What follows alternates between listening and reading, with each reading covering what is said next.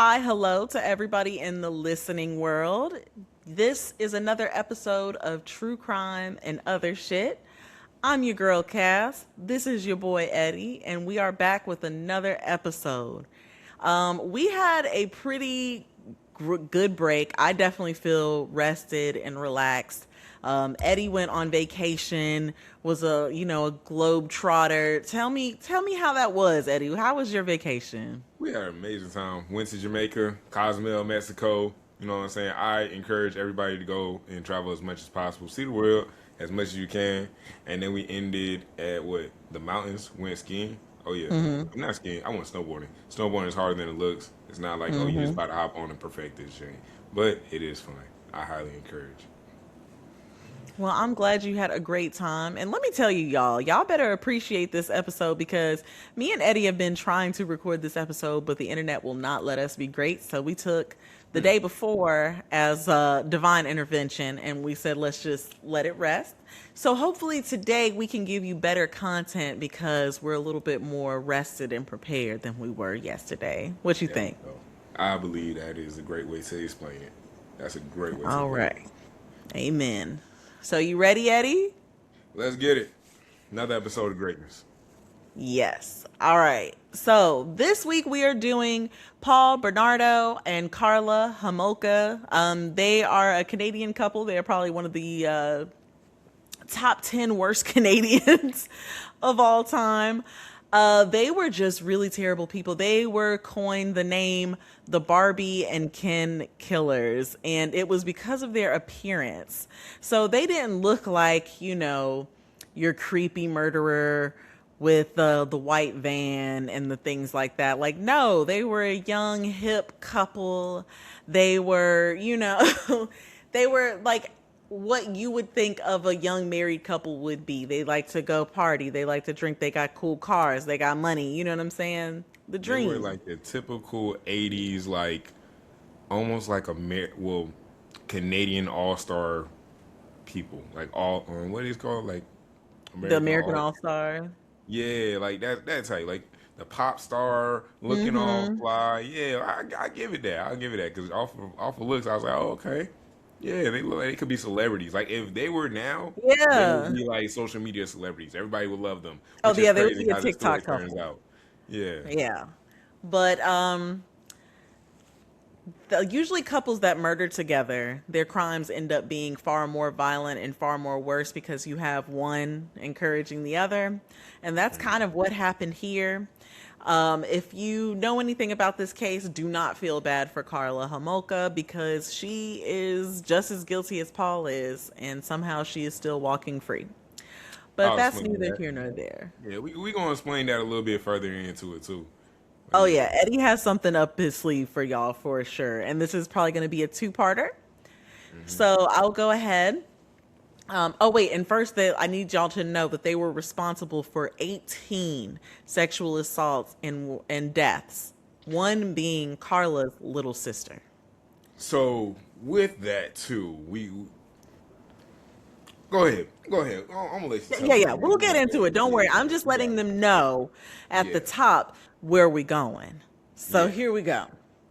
So Paul Bernardo was born on August 27th, 1964. He is a Virgo, for those who care. In Scarborough, Canada. He was born to Kenneth and Marilyn Bernardo.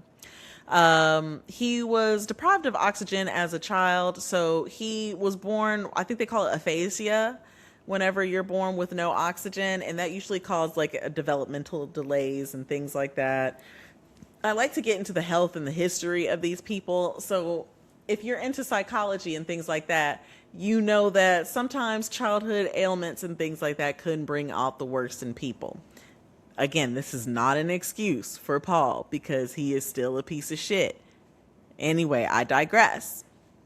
Oh, So, Paul grew up in a very violent household where his father would call his mom terrible names. His parents slept in separate bedrooms as long as he could remember.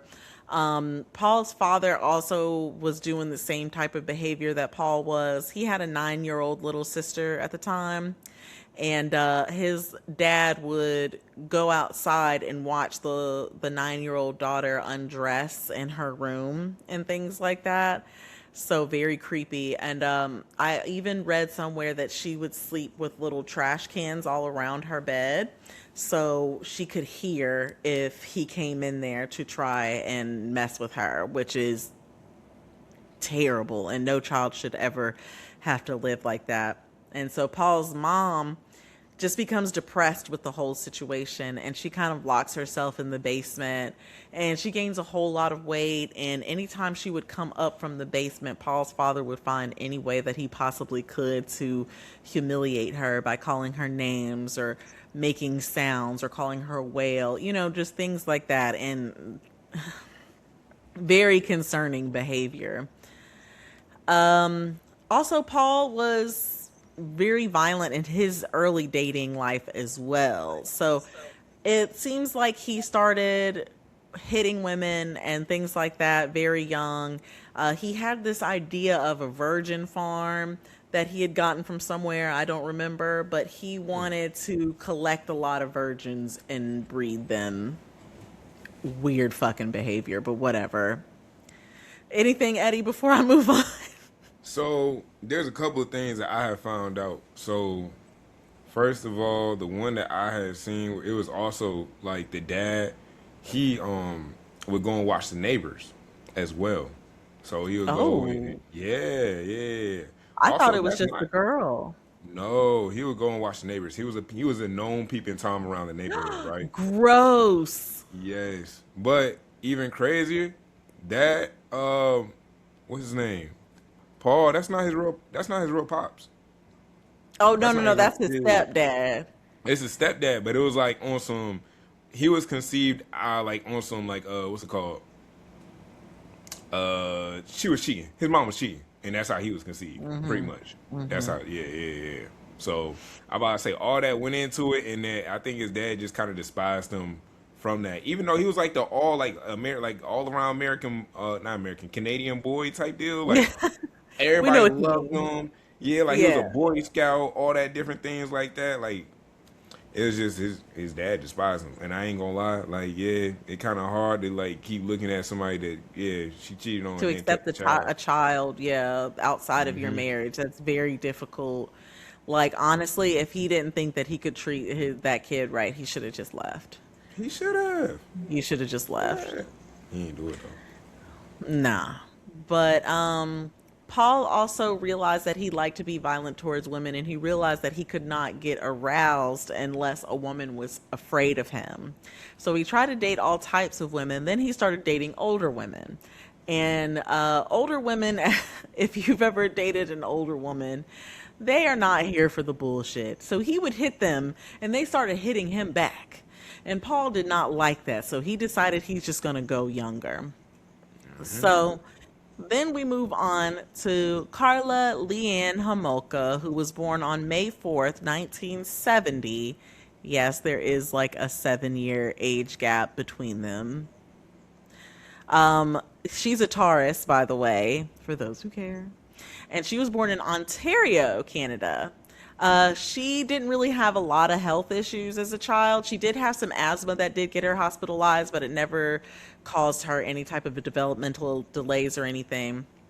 In fact, according to her mom, she started talking, walking, and reading way earlier than most children her age, which she was given an IQ test because everybody's like, yeah, okay, everybody's mom thinks their child is so special and so smart, right?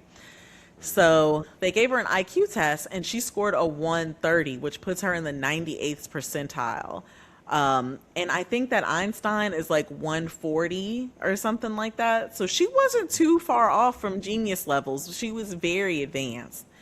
And her teachers adored her. Apparently, she was such a sweet, smart kid. She was very soft spoken and just kind and just such a sweet little girl.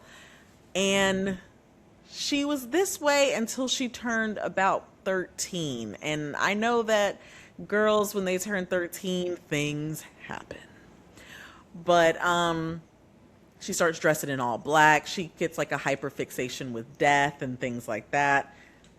I don't know what that's about, but that's kind of where she kind of got that dark mentality from. And she started realizing that she was interested in seeing people get hurt, and she was interested in kind of like the darker things. Anything to add, Eddie, You on know Miss I got something to Karla? add. Yeah, yeah. I don't mess with people that play with Ouija boards. As soon as Of somebody tell me course. they play with Ouija boards, there's two things I don't like in this world that I just don't Yeah, even yeah, yeah. touch on. Get into that. Get into It's the that. Ouija board and the Get snakes. into it. If a shawty tell me she got Hmm. snakes, I ain't talking to her no more. I'm so sorry, I can't do it. But that Ouija I board, don't do so serpents. I just that's just not me. I can't do it. But Carla, I think around like the age, right when she was hitting that dark spell age, it was like the 14, 15 type deal where she was wearing all black. Hmm. So, her friends started talking about how she had a Ouija board, and then she started looking into witchcraft and all these different things like that. Like, to be honest with you, it sounds like one of the witch movies from the 80s. Like, that's The really how she really. craft. The Craft, is that the one with the The three girls? craft. Is that the Yeah. one? That's a Yeah. fire movie. I will say that much. That's exactly what that sounded like. Even She so was the girl with much, the short black hair who's like they had to yes, bind her because she, yeah. yeah, started doing OD Yeah. stuff for no reason. It's Hmm. like, what you doing? So all right, it got to the point where one of her friends even like gave her like they came back around and pretty much said like she wanted to dig up her friend's dead cat so that way they could, yes, bro, I yeah, read she said that. I read that. she said, "Let me go ahead and like dig up the dead cat XYZ." Like she was so fixated on like, oh, trying to talk to the dead, communicate with it, and all this other stuff. And that's where, boom, crazy met sadistic, and this is this crazy story that we're gonna have here. And what kind of confused me is, all right, you took the dark side path, but what brought you back to look all jolly and everything like this? But also, I ain't gonna lie. If you ever have you looked at that picture of them, their eyes look like they're just like lost. Like it's dark. Oh, of Karla? Carla and Paul, yeah, they eyes look like Yeah, I definitely want to add some pictures to our IG, which is true crime underscore OS. That's the same as our TikTok, things like that. I want to start posting more videos and pictures about the people that we talk about so y'all can really get like a good understanding of what we're looking at here. Because to me, Carla's eyes look dead. yeah, that's what I mean. Yeah. There's like no sparkle in her eye. There looks like there's nothing good happening behind those eyes. What's Chucky's wife? Tiffany? Tiffany? Tiffany. That's Yes. exactly who she remind me She of. looks just She like looks like Tiffany. a Tiffany doll, but Blonde. like Right. barbified. Yeah. Hmm. Like if you barbified a Tiffany doll, that's what she'll look like. To give y'all like a reference of it.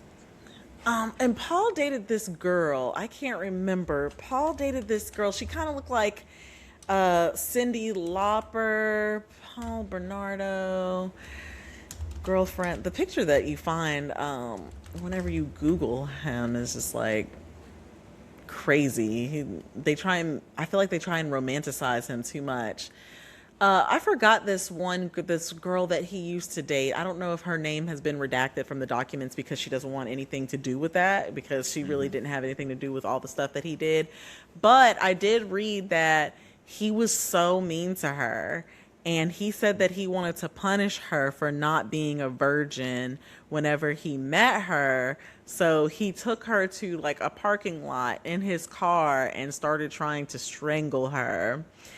And they went to a Halloween party. She said that she felt like Paul loved and hated her at the same time.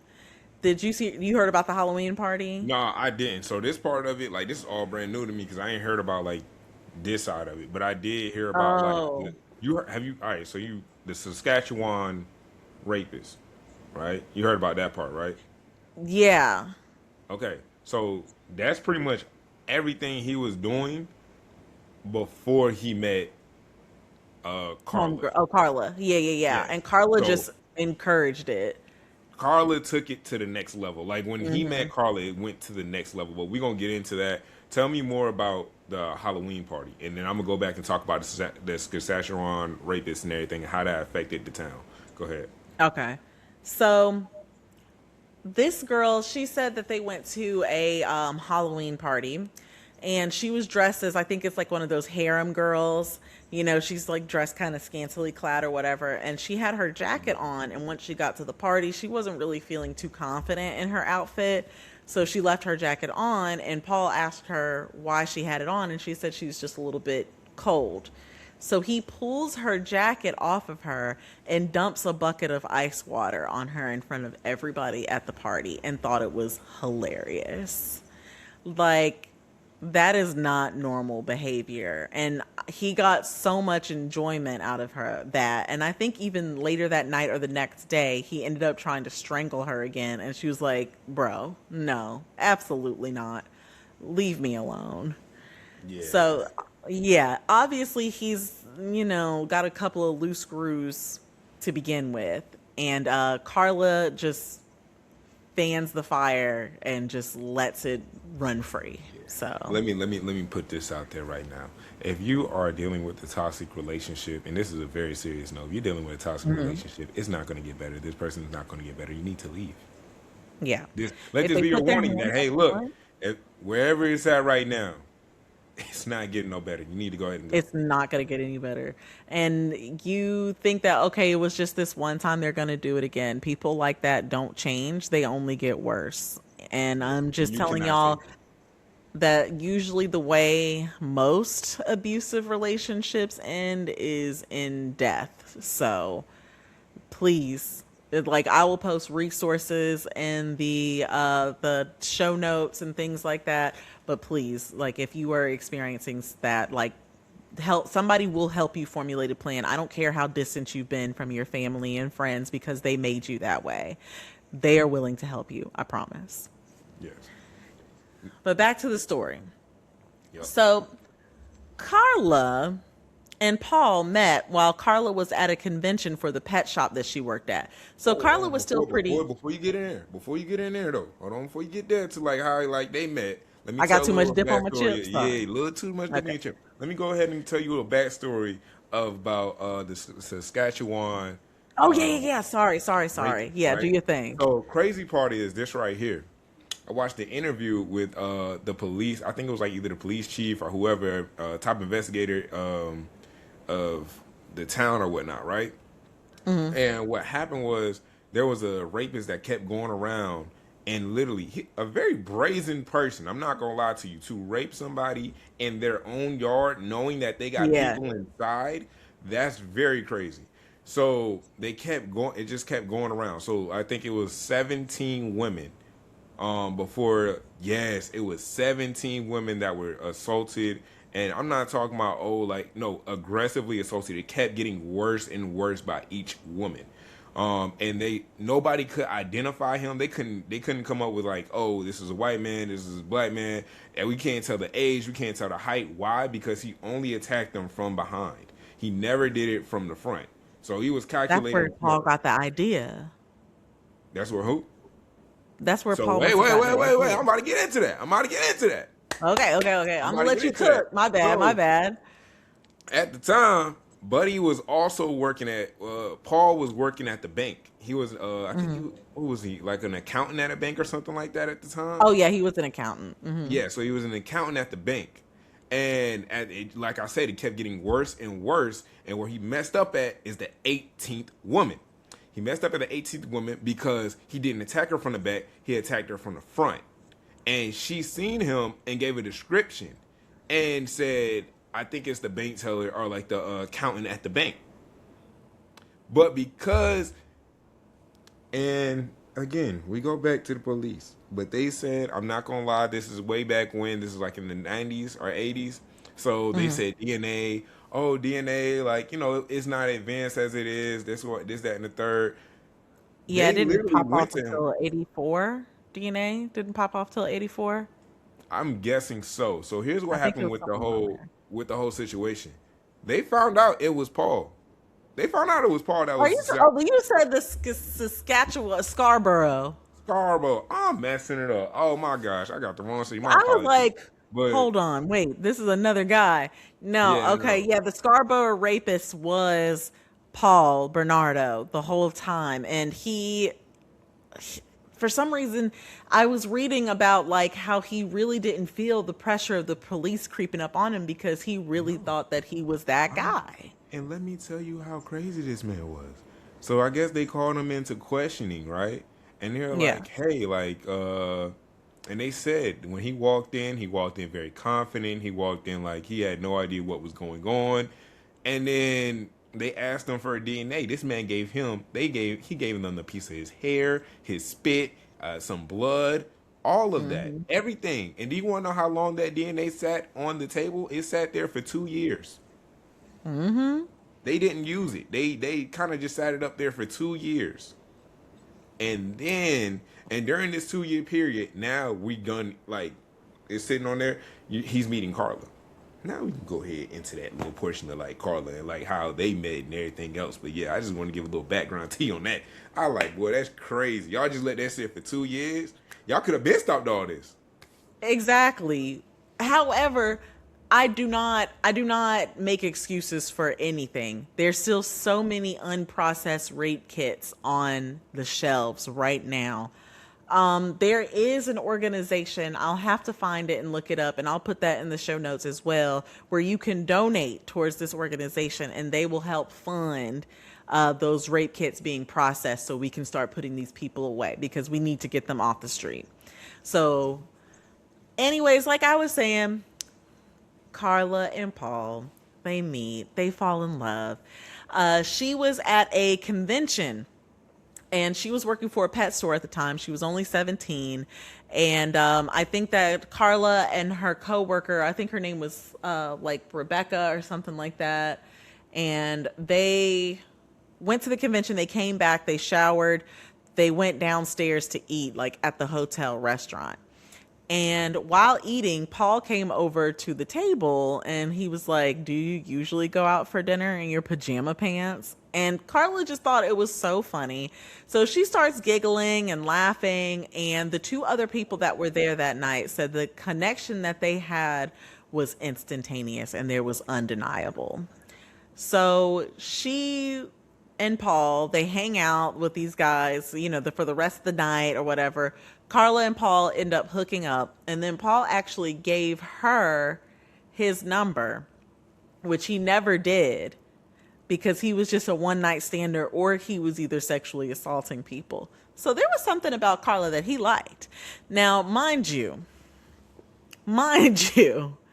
that Karla was 17 and Paul was 24 at the time, which is absolutely weird and ridiculous. So Paula, Karla and Paul, they start dating, and he starts sharing all his sick sexual fantasies with her. And instead of Karla turning on her heels and running away, she's like, oh yes, Paul, this is what I want to do. I'm here for it. And that's disturbing, especially at 17 years old. You gotta remember, I always reference that witch movie that we were just talking about. Why? The craft. Because that is literally where this girl was mentally. She was not hit. Like, bro, she was so far into the dark side. She said, "Yes, I actually love everything you're talking about right now." And I'm about to say, you got crazy mixed with sadistic, and you just brought them together. It was bound to just blow up. It was just a chemistry of evilness, just meshed together. Right.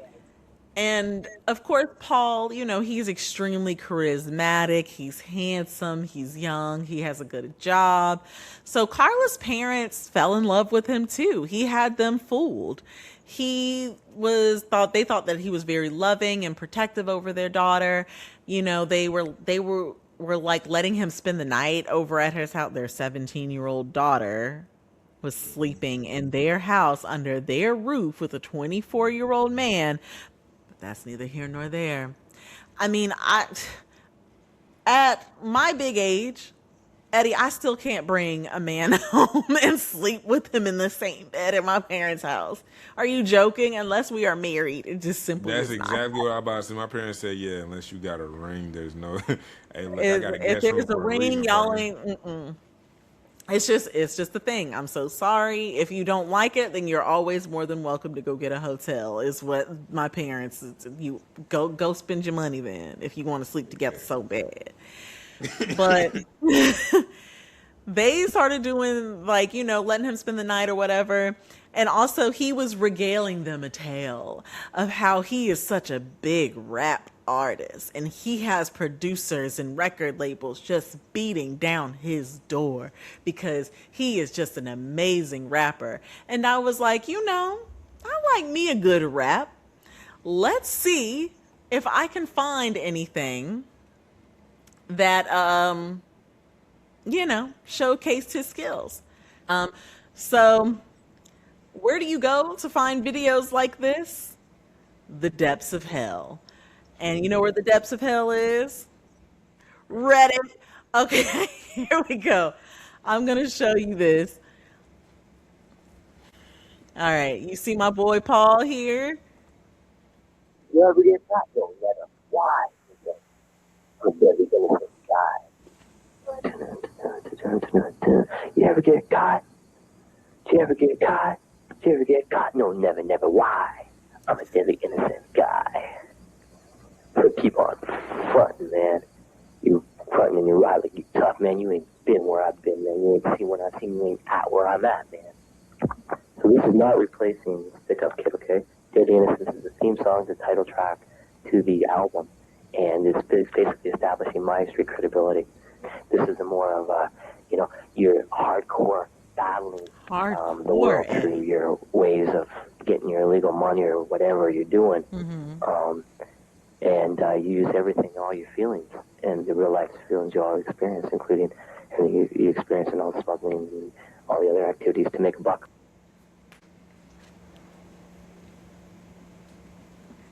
Yeah. Boy, I ain't never heard a confession tape in my life, but boy, that's one right there. You said what? I ain't never heard a confession tape so clearly in my life, but that was one right there.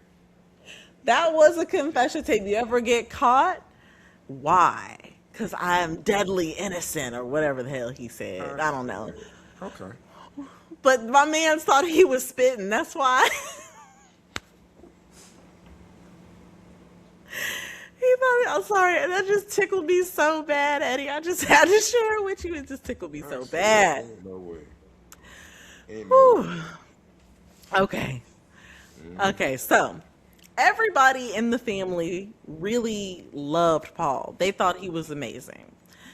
And her sisters liked him, but Tammy, it was their youngest sister, and Tammy got a little crush on Paul, which, as we all know, this is normal for younger girls to have a crush on an older guy. And nothing usually comes from that. It's just like, oh, that he's handsome. But Paul starts paying extra attention to Tammy. And he's, taking her places and buying her things and stuff like that. And it doesn't seem like it's just innocent, like, oh, he's just being really nice to her. He doesn't want to hurt her feelings type deal. Yeah. It seemed like he was really taking an interest. So what he does is the same thing that his father used to do. So he started climbing outside and on trees and stuff and watching Tammy undress through the windows and things like that. And Tammy, of course, doesn't notice because, she's young. I think she's 12 at this time. So she's really not like thinking too much of anything. And she can't see Paul outside the window and she doesn't notice any weird behavior coming from him. Yeah. But Paul then comes up with this idea. And he says, you know what, Karla? I'm mad at you. I'm mad at you because you weren't a virgin whenever I met you. So you owe me something. And Karla's like, what? And he's like, yeah, you owe me your little sister. That is what you owe me. I want her virginity in exchange for you not being a virgin. And you know what Karla's stupid ass says? Yeah, right. Yeah, let's do it. Let's fucking do it. Like, how fucking sick are you that you would do that to your little sister? Your little sister, bro? Really? There is a special place in hell for people like Karla Homolka. And I don't care how much Karla Homolka changes her name. I don't care how many children she has, or that she's married now and outliving the dream. Karla, you still belong in hell, sister. You still belong in hell. That's all I'll say about that. So, Paul continued sexually assaulting women while he was with Karla, and he also was dating women while he was still with Oh no, Karla. we gotta go a little bit deeper about this whole sister situation. That because it was a Oh whole no, no, lot no! thicker than I'm gonna that. go You know. back to it. I'm gonna come back Yeah. to it. Oh, I'm gonna I come said back to yeah. it. It was There's a thicker than that. whole Yeah, it gets way sicker. I'm gonna go to the night of Christmas Eve, but first I just want to say, like while Paul was still doing all of his regular stuff while he was in the relationship with Karla still, and I think that August or whatever before the whole situation with Tammy, they decided to get engaged. And so then that Christmas, Paul decides to spend time at Carla's house with the Homolkas for Christmas. So this is Christmas Eve, 1990. So Paul and Karla, they come up with this plan of how they are going to have Paul take advantage of Tammy.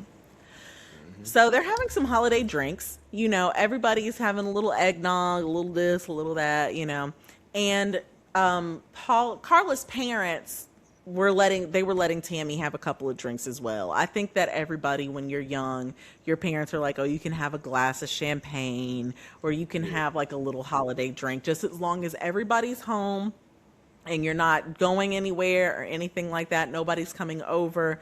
You can have like a drink or two. So that's what they were doing. So Paul is recording everybody and stuff like that, and it looks like a jolly ass time if I'm being 100%.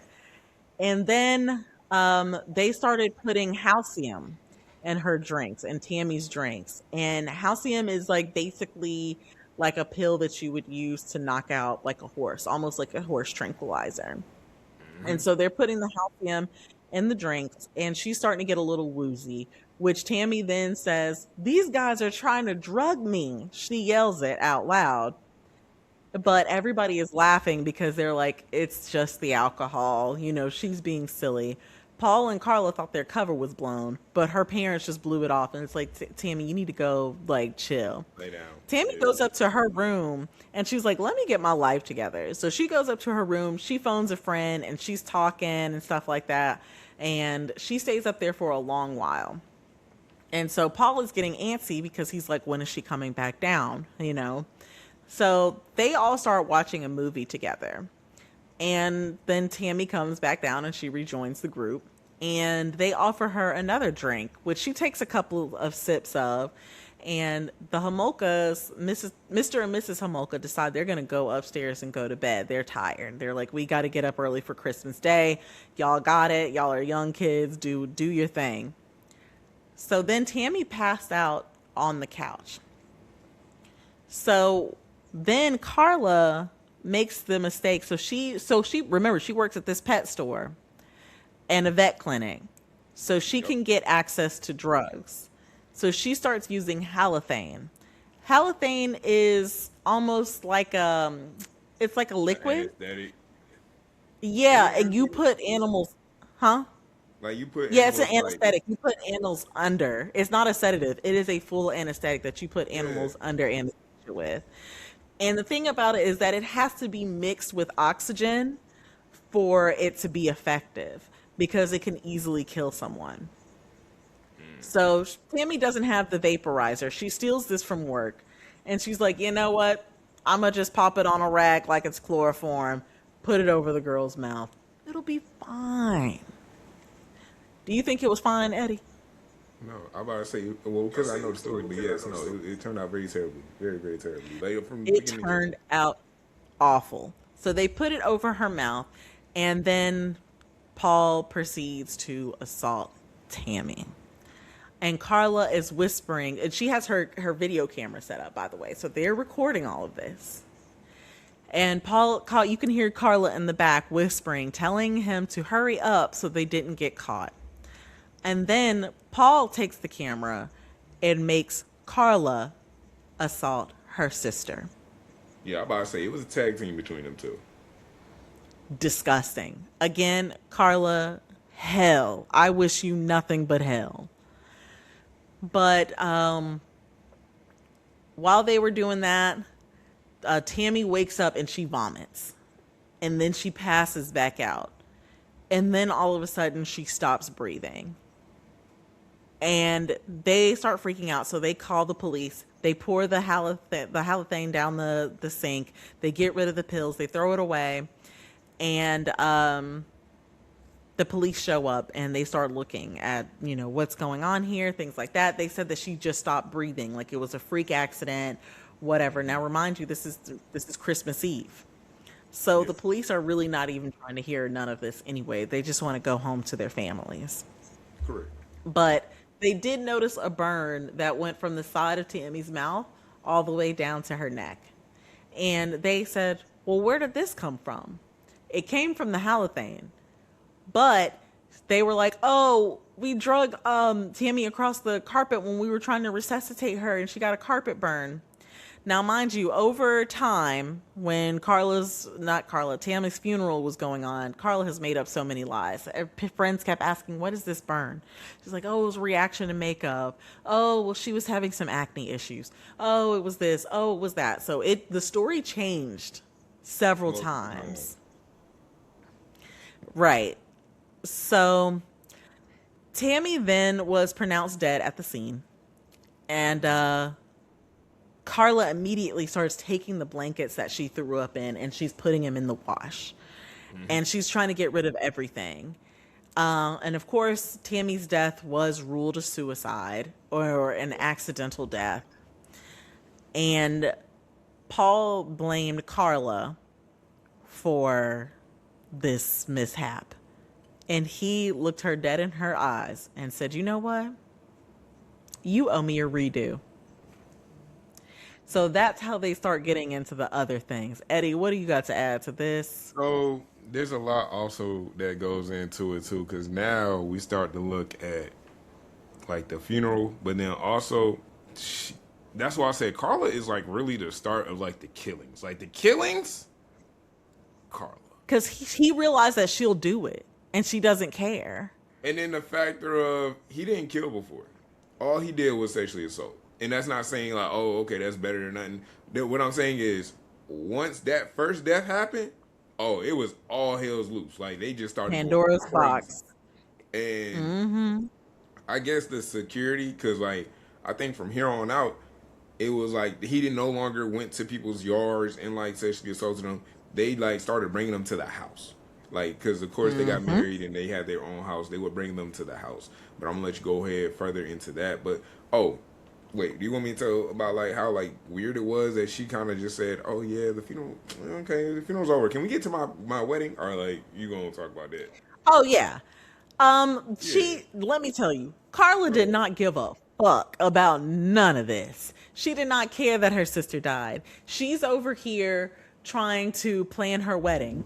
In fact, there's a sheet of paper where Paul is looking at articles of the Scarborough rapists in the library, and he's writing down dates and names and things like that. And on the same sheet of paper, she's over here like, so we need to call the florist and the caterer, and she's planning her whole wedding. She does not care that her sister just died. She does not care that her husband is a horrible man and watched him sexually assault her sister and made her do, like, well, make is a strong word, that she helped him do all of this crazy shit to her sister. She was a willing participant, and she did it again and again and again. But that's going to be next week's story about all the different victims that they brought to the house. It is insane how many victims that they brought to the house and how many opportunities that Karla had to let some of these girls go so they could go home, to make it seem like, you know, they beat her up and got away or whatever. She didn't care. She just wanted Paul's undivided attention no matter what. And she was willing to kill and do everything else to get it. Yeah. So we're going to go into like the other killings. Like, so this right here, we just going to talk about like just the regulars. We're going to go into other killings next week. Yeah, I just wanted Okay. to give Tammy her moment because That's a lot. And that was it's actually a lot. the beginning of the end for everything. She was the start. And Yeah. also the things that she did to convince herself that it was okay is absolutely disgusting.